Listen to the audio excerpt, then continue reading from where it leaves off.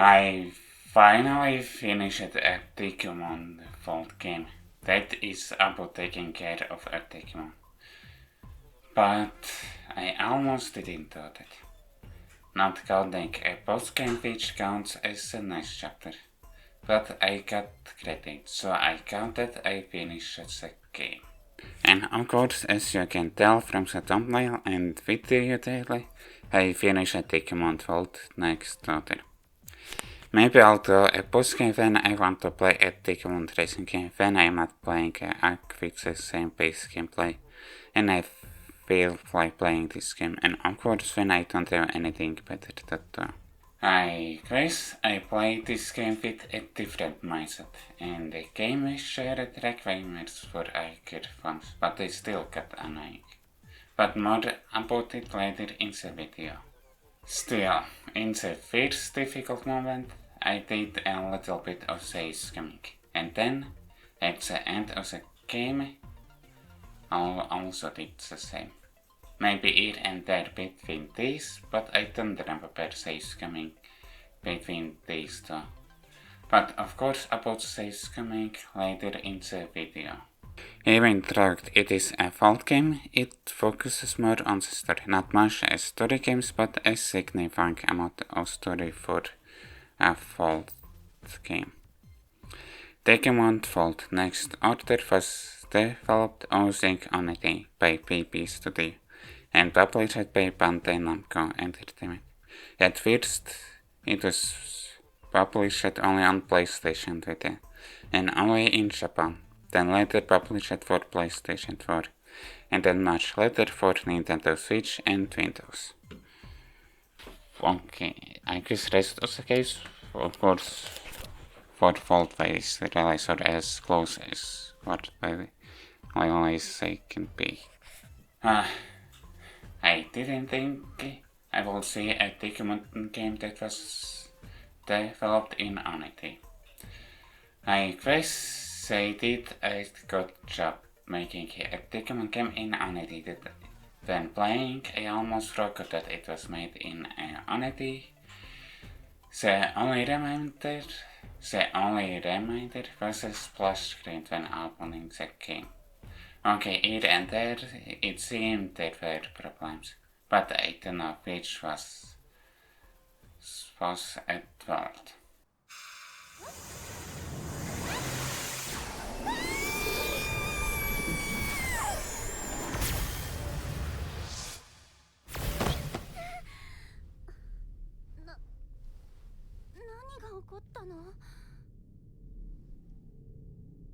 In this game, you can select either to be male Takuto or female Shiki. So because I chose Shiki, then I refer to the main character as Shiki. The premise is that after 70 years of something, Shiki puts stick face into the arm thingy. In this way, what something is or something happened 7 years ago. Touching the stick face after 70 years, or maybe going to a Digimon tournament after 70 years. But it is fake what Shiki referred to what happened 7 years ago. Anyways, after putting Digiface on arm, she gets sucked into Digiface and then appears in some unknown place. Then she finds the Digimon, who turns out to be her partners, Bad Greymon and Metal Garurumon. Yeah, she is the partners. And then Machine Dramon attacks her and then her Digimon battle against it, but because it was a Digimon battle, then her Digimon needed to extra cross Evil, X for short, to win against Machine Dramon, and with her Digimon it fun. And of course this battle was at the real battle. After defeating Machine Dramon, it becomes Digimon. Then all 4 upper near Digimon. And it turns out Shiki Digimon get exhausted, so they reincarnated into different Digimon of Shiki Joshi.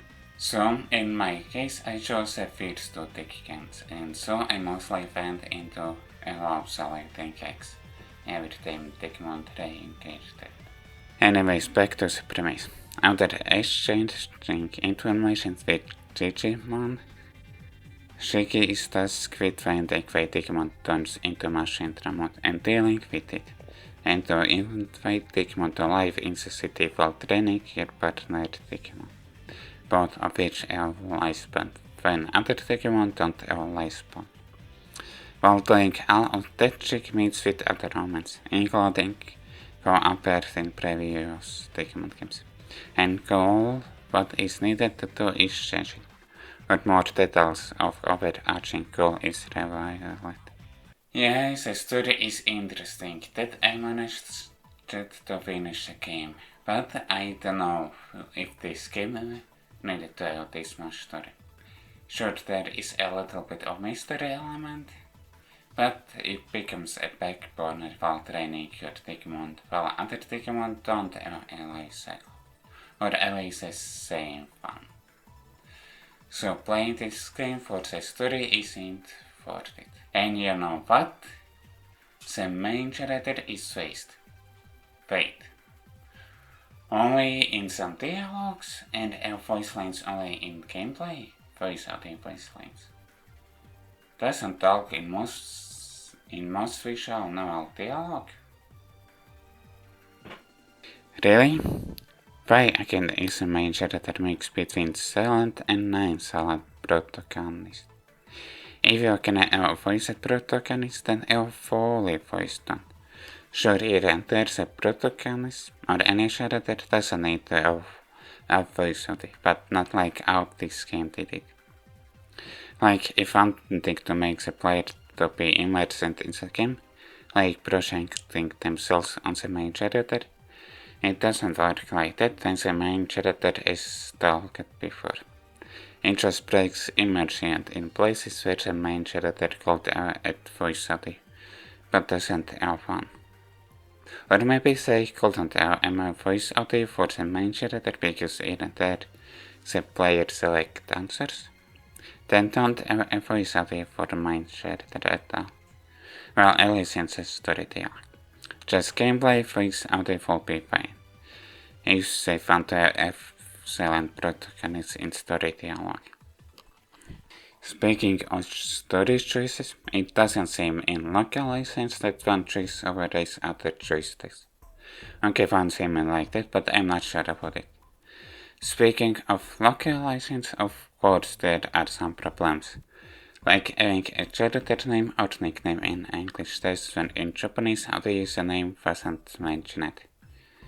Like why localize like that?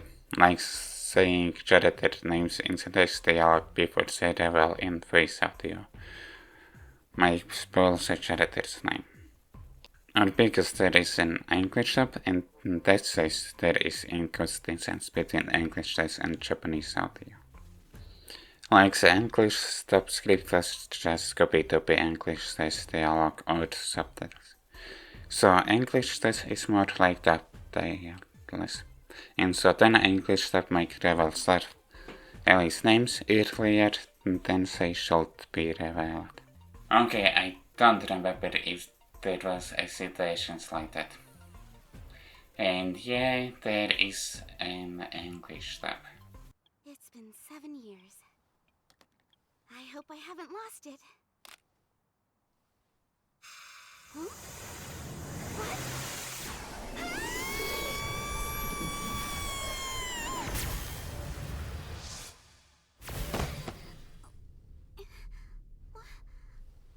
What happened?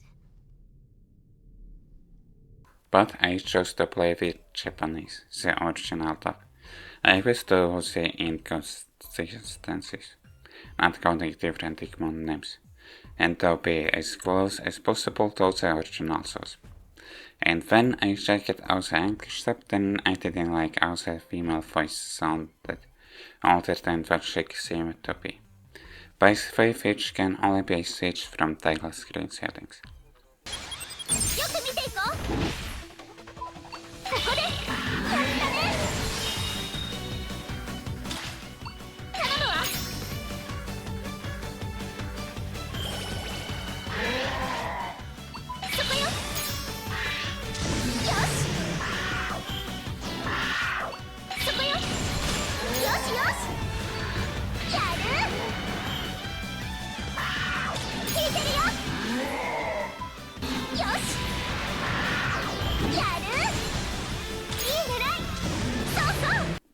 So I think I'll start with what I think will take most of your time in this game.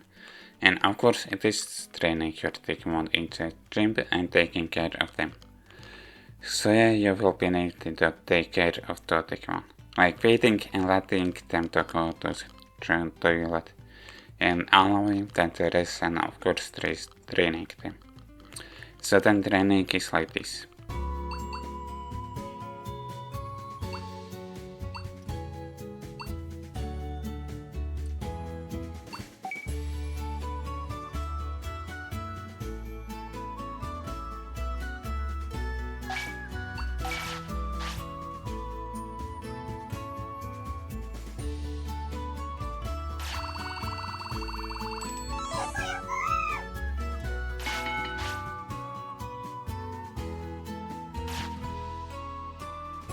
So yeah, all of the training events from one object. So then it is just interacting with one object and selecting what training each Digimon will do. Or allowing one to rest if only one Digimon is tired while training other Digimon. And of course gaining stats is also by playing a roulette minigame. That is for bonus stats. Train to stop on a bonus what you want or not stopping on an empty space. So yet that means there is no training animations of each training time, which is kinda understandable when training to Digimon. But Gold Elf splits the screen for both Digimon while they train, even if the animations will stop, was because the player will stop the roulette. But the charm is gone. Well, thankfully now, resting and visiting the toilet can be done from within the gym, so those doesn't waste a lot of time. Still, it can happen when after resting your Digimon want to go to sleep. Come on, you're already rested, so you should be able to train at least a little bit more before going to sleep, immediately after resting. And if you have played the previous Digimon games that are about taking care of your Digimon partner, then you can see some stats scanned and replace it by different ones. But maybe one is renamed. Still, of course, going to get the food from a fan in which you can grow more than just meat, or trying to search for food outside of the city will waste the time from training. So, now, finally about battle. But before that, all Digimon that are roaming all levels, as you can see, and all either a blue or red name tag, even if the Digimon is the same level. Some inconsistent progression messages when your Digimon gained levels, not counting either Digimon bonus. Only stats and then while Digimon shows up with levels. So yeah, I mostly ignored while Digimon levels, but I didn't ignore the enemies, I avoided them. Anyways, about the poly, sure at the base level Digimon still poly by themselves, but already from the very beginning you can command your Digimon what attacks to us. But this time it is also encoded points, which you can get when supporting Digimon when you can, or maybe they also get them by themselves. So then trying to give orders, the time is frozen for 5 seconds when all choosing card, and when using an item in poly, the time is frozen for how long you want. So because of time freezing, I let my Digimon poly by themselves until they got enough other points for this game's special attacks, which can be done separately or together. Which I took a long time to do it, when I had glimpse when that game teached me about it. That is also both Digimon special attacks at the same time. But from... Okay, kind 6 the time is frozen when are giving out their spot.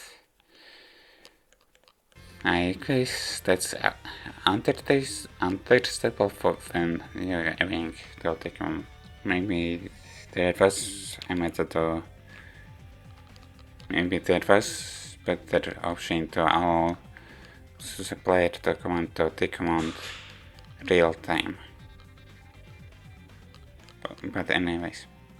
And of course when I was able to do it, then I also card out there. But still, even if I tried having multiple cards back to back, then there is a window the opponent Digimon can eat my Digimon. I would exit which was shared inside the draw. The player needs to go 100 bonds with both Digimon to be able to exit, to become one powerful Digimon. Digi friends that is necessary, at least in manually doing exit. I managed to exit when at least one Digimon was mega and other was ultimate, but still exit is limited to once per day. Thankfully it is in game day, but it sucks when there is a limit like that. So you might try to save it for a post battle or whatever the task needs to be done. Battle task that is. But then while reaching the post battle, then the bond might be lowered and then you can do exit, at least manually. And so you might hard time beating the boss. Okay, your Digimon can automatically do exit, but which is random, but I won't share how it is done. But this is a result by a save scam. Saving the game before the battle and reloading the save file only after reopening the game. To get automatic X guarantee to get in the final boss fight. Still, it was a difficult battle with that and the previous difficult battle where it is the same thing. But at first even except wasn't enough. So because one Digimon was near the end of its lifespan, then I trained both Digimon for 2 generations. And still the last 2 battles were difficult. So yeah, only the player Digimon and lifespan, or at least this one, the one. Others only story reason lifespan. Still gets at least a little bit annoying when you try beating a story battle, but then your Digimon dies, and then you need to train it from the beginning. And in this game, one more annoying a little bit thing is that because of the Digimon tends they make not all the same age, so it might take multiple generations to have the same lifespan for both Digimon. Sure, there is a method to increase the lifespan of your Digimon, which I did, but it isn't enough for the endgame.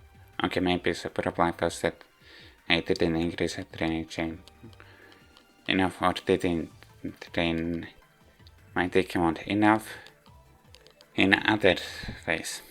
As in, I made the endgame harder for myself without having got enough gyms and having got didn't put enough time in training my Digimon in other ways. But I am not sure about that.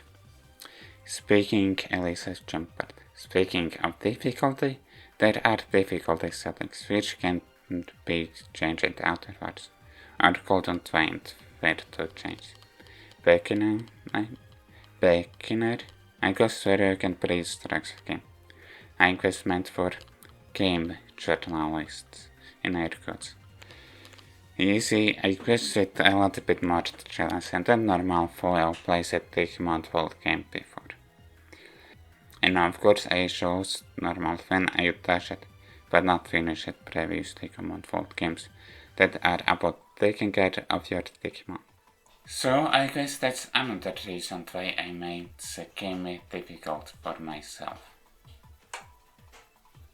And of course art is unlocked after completing the game, but not the boss game, which of course is more challenging than the normal. Not only all Digimon have levels, but also the player has levels, but they have different meanings to each other. I still don't know what levels mean to all Digimon. So with it there are multiple skill lists, and with enough skill points you can unlock any skill. Only if you have got all skills from the previous stage in the skill list. Okay, this helped me not to drop the game unfinished, like I dropped them also if I will be putting the story to the back burner, then at least I'll try getting skills. But even with that, I almost dropped the game in the end game. When you are outside of the city exploring, you can find not just full Digimon and items, but also materials. Materials are also to upgrade the city, each salvage in one by one. Well, the first upgrade is done automatically, and all of the city is upgraded. The rest of the upgrade is done manually. That is manually started by talking to both Digimon and then waiting when the upgrade is finished. So because of this, I didn't upgrade the training champion enough. Didn't find the needed materials enough, while I also wanted to train my Digimon. And lastly, getting Digimon to join the city. It is talking to Digimon for a blow exclamation mark on them and need to what they ask, which can be boldly finding an item for them, selling them items, or doing mod or riddles or other things. However, there are some Digimon who also say mad, but don't change the city. I almost forgot about praising Gorgeous Golden in this game. It can only be done when the game prompts you to either one. And that's how the game shares the evolution requirements to you, but slowly, like only some requirements or even just one. So even if your Digimon Digivolve into a Digimon, then those requirements still stay locked. Like, well, I already got the font, and voice requirements are don't unlock it. And of course, varies by the stage how many you need so your Digimon can default into a icon. There is a vision minigame, which is just pressing A at the right time. Maybe going to different places or using different lords, you can get different Digivision. However, it's not about how long you can wait to be able to fish. So because it's boring, then I didn't play it a lot. And either way, you can get flashbang if you play the game when it's dark. Under a fall, you get an option to camp, where you can get food only if Digimon are angry, racing, using the land, or sleeping, but lost durability on the rows. So cooking is just selecting from a menu what you want to cook in complete, and either feed only one Digimon or split food between two of them. But because it is like that, then I didn't bother upgrading the tent. At least before just getting to the credits. There is a Digimon, which basically is a quest log, which includes daily Digimon. Not in-game day, but real day. So there is a network connectivity. Only 3v3 auto balls. I quest on simulated devices. And you can do only 3 battles per day for some reason. But to be able to battle in the network battle, you need to register at least one Digimon. So kinda like Redigitize Colosseum Digimon memory. Of course, in this game there is a Colosseum, but it is different kinda. However, you can't register the same Digimon again. So if you register that early, then you can register the same Digimon every time you get stats. Then again you can see stats to register a Digimon. Well, you can also not find points to get some items, which may help you to train Digimon. Maybe getting items needed for a quest and maybe for other stuff. And also from it you get gifts, or maybe those gifts are because the computer version includes all DLC content. However, when those servers will shut down, then you won't be able to interact with network features. Speaking of DLC content, of course there are some extra quests that you can do.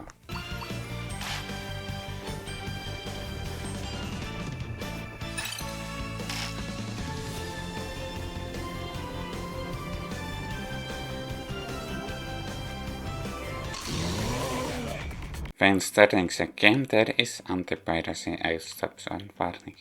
Even without knowing requirements, it is easy to take full Digimon into champion Digimon.